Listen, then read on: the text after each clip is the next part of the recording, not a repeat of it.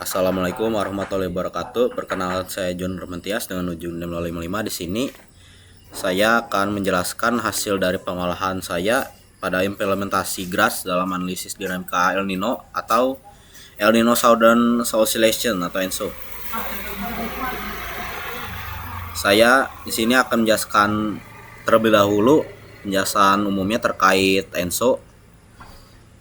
ENSO itu merupakan fenomena iklim global yang terjadi akibat interaksi antara atmosfer dan lautan di wilayah Samudra Pasifik tropis. Fenomena ini ditandai oleh perubahan anomali suhu permukaan laut serta tekanan udara yang mempengaruhi pola cuaca di berbagai belahan dunia. Dan termasuk juga itu Indonesia. Dan ENSO ini memiliki 3 fase, yaitu El Nino, La Nina, dan kondisi netral. Pada kondisi El Nino terjadi ketika suhu permukaan laut di Pasifik bagian tengah dan timur mengalami pemanasan di atas kondisi normal atau anomali. Dan sedangkan La Nina terjadi ketika suhu permukaan laut lebih dingin dari normalnya. Dan pada kondisi netral tidak terdapat penyimpangan yang signifikan pada kondisi rata-ratanya. Tapi dalam konteks klimatologi, ENSO menjadi salah satu faktor utama yang mengendalikan variabilitas cuaca hujan dan suhu udara di wilayah tropis. Dan saat El Nino terjadi juga, wilayah Indonesia umumnya mengalami penurunan curah hujan yang dapat menyebabkan kekeringan dan peningkatan suhu udara. Dan pada sebaliknya, saat La Nina, curah hujan cenderung meningkat secara drastis, sehingga potensinya menimbulkan banjir dan kondisi cuaca itu menjadi lebih basah. Mungkin itu saja penjelasan singkat dari penjelasan umum yang singkatnya. Di sini langsung ke hasil dari pengolahan saya. Saya ambil data ini di wilayah Pangandaran, Jawa Barat. Untuk rentang waktunya itu 30 tahun dari tahun 1996 sampai 2025.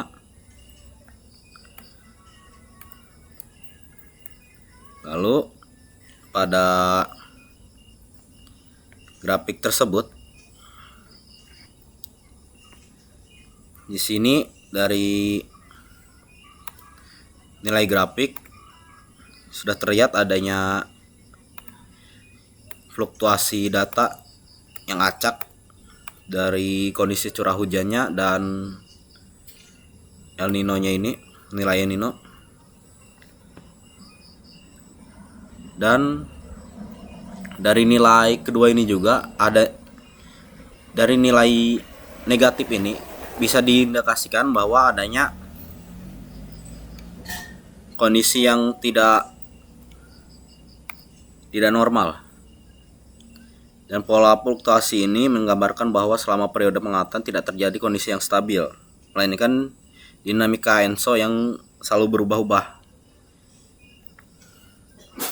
Dan untuk data curah hujan ini dalam bentuk anomali menunjukkan variasi yang cukup jelas juga, dengan nilainya juga terkadang kondisi normal seperti yang ini.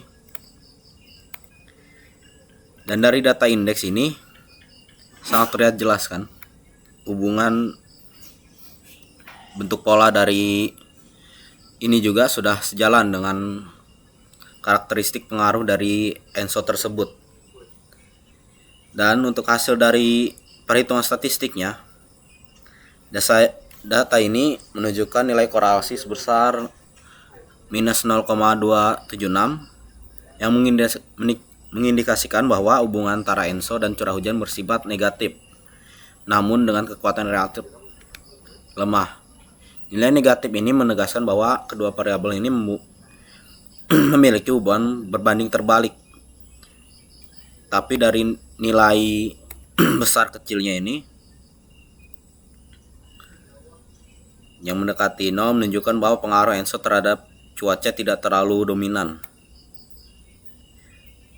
Dan ini juga mengindikasikan bahwa selain ENSO juga terdapat faktor lain yang mempengaruhi dari curah hujan tersebut. Contohnya itu dari angin monsun, kondisi topografinya, maupun fenomena iklim lain seperti Indian Ocean Dipole atau IOD.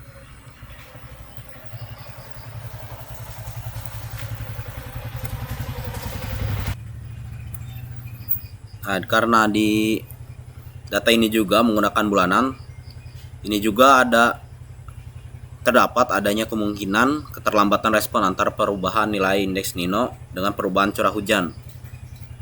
Dan pada kasus klimatologinya, dampak ENSO terhadap curah hujan tidak terjadi secara langsung pada bulan yang sama, melainkan dapat mengalami jeda yang waktu tertentu. Mungkin itu saja pembahasan hasil dari pengolahan saya. Saya akhiri. Wassalamualaikum warahmatullahi wabarakatuh.